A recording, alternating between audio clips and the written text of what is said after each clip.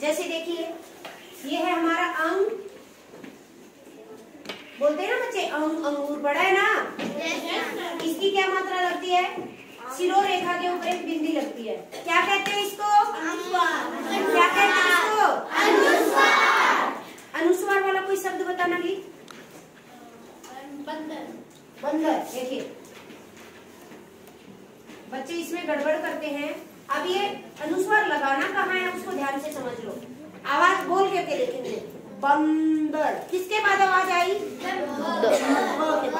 बंदर। देखिए ब के बाद आई तो इसकी जो पाई है ना, पाई मतलब खड़ी रेखा, इसकी जो पाई है उसके ऊपर अंक की बिंदी लगेगी।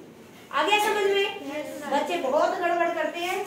ये ऐसे लिखेंगे बंदर, दोनों के बीच में आवाज आ रही थी मैडम हमें तो लो जी, सच्ची में ही बंदर बन जाते हैं। ठीक है, तो बिल्कुल गलत है ये। यहाँ पे कहाँ लगेगा अनुस्वार?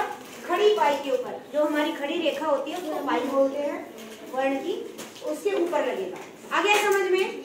अगर कोई ऐसा है गोल वाला, जैसे बताइए रंग, रंग में खड़ा नहीं है, इसके ऊपर लगा दो सीध में। आ गया समझ में सबको? एक और है हमारा वर्ण। श्लोक का एक क्वेरी थी, बहुत अच्छी थी। देखिए श्लोक के अलावा कोई बच्चा मुझे क्लास में ये नहीं पूछता मैडम ये ऐसा क्यों है। इसको बोलते हैं बेटा विसर्ग। जैसे इसको क्या बोलते हैं? क्या बोलते हैं? अनुस्वार। अनुस्वार। क्या बोलते हैं? अनुस्वार। क्या बोलते हैं? अनुस्वार। अनुस्वार। ये जो मात्रा लगती है अंक की, इसको क्या बोलेंगे? अनुस्वार। अब ये जो अ है ना, अंग अ, इसकी मात्रा लगती है 2 बिंदी, और ये कहाँ लगेगी? किसी भी वर्ण की जो खड़ी पाई होती है उसके पीछे, और ये हमेशा लगती व्यंजन के बाद ही है। ये तो स्वर में भी आ जाता है ना, अंग लिखना है हमने, अंग। देखिए स्वर के ऊपर लगा दी हमने, लेकिन जो हमारा विसर्ग है इसका क्या नाम है?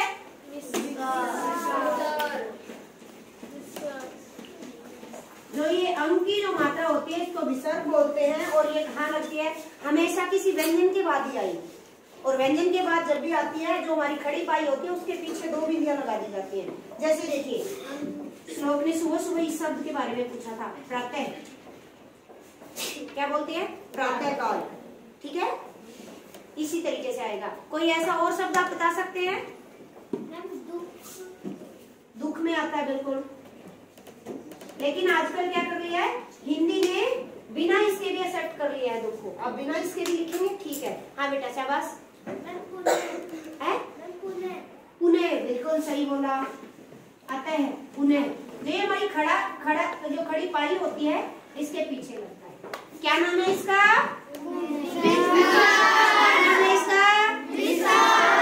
एक और है हमारा इसी के जैसा ही, अतः। हाँ अतः, बिल्कुल सही है। एक और है हमारा ऐसा ही, लेकिन उसकी चंद्र बिंदु लगती है।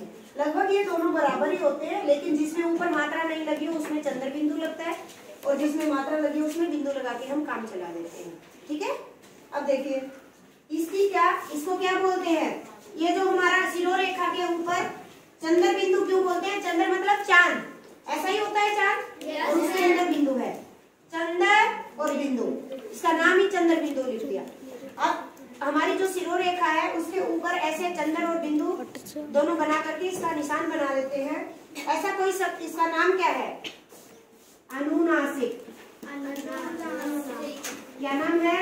अनुनासिक। अनुनासिक। फिर से बोलेंगे अनुनासिक। इसका नाम क्या है? अनुस्वार। इसका नाम क्या है? इसका नाम क्या है? अनुनासिक। अनुनासिक वाला कोई भी एक शब्द है।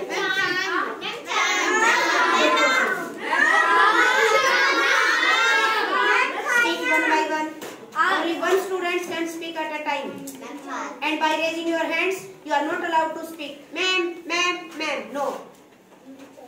चांद। हाँ भाई, बताइए शाबाश बेटा। आँख, बिल्कुल सही है। बस 2 ही शब्द लिखेंगे। सभी बच्चों को समझ आ गया? जिनके ऊपर मात्रा, मान लिया इसके ओ की मात्रा लगानी होती हमने यहाँ पे, तो हम सिर्फ बिंदी लगा के काम चला लेते।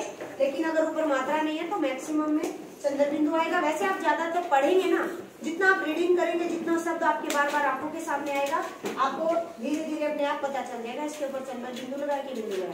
लेकिन कई बार क्या होता है, कंप्यूटर में जब हम टाइप करते हैं तो चंद्र बिंदु आता ही नहीं है, तो उसमें बिंदु ही लगता है मैक्सिमम। तो मेरी वीडियोस में भी मैं कई बार बताती हूँ कि बेटा यहाँ पे चंद्र बिंदु लगा लेना, क्योंकि ये कंप्यूटर में टाइप ही नहीं होता है। ठीक है।